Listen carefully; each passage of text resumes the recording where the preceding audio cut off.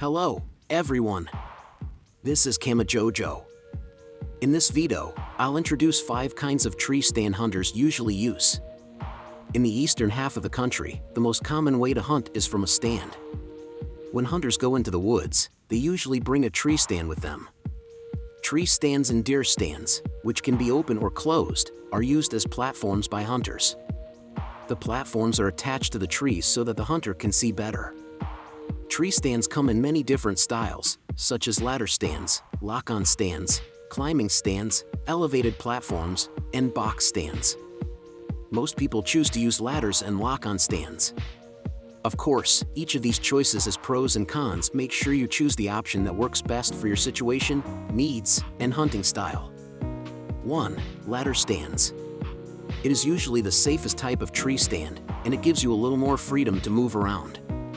They are also popular because they have stands for 2 people. If you leave a hunting stand in the woods, other hunters may use it while you're not there. Ladder stands come with a ladder that you have to climb up to get into the stand. This kind of stand has a seat and a platform that are attached to trees and a ladder that goes from the front of the platform. The ladder stands can't move quietly through the forest because they are so big and heavy. This is good because the tree and the ground give stability. Hunters can use ladder stands for 1 or 2 people. 2. Lock-on stands. You might be wondering, are lock-on stands safe to use? Short answer, yes, as long as it's done right. When you take your feet off the ground, there is always a chance that something could go wrong. Make sure your safety harness is on before you attach your first climbing stick to the tree and move it up with you as you climb. With a hanging stand, you don't have to use a ladder or worry about moving it. To put the stands at the right height on the tree, chains or cables are used. Climbing sticks, which are pieces of ladders that are attached to trees and let hunters climb up to a hanging stand, are often used to get from the ground to a hunting spot. 3. Climbing stands. When you use a climbing tree stand, you can move around and hunt in places where a ladder stand wouldn't work because they are too far from the trail. During a hunt, you can change your setup if you see that the deer are just outside of your shooting range. Also, climbers only have 2 main parts, while hang-on tree stands have to have a lot of climbing sticks. 4. Box stands. Unlike a shed, a box stand is a large, enclosed building that can be built to different heights and can be entered via ladders or steps. These are meant to keep the person wearing them dry and out of danger.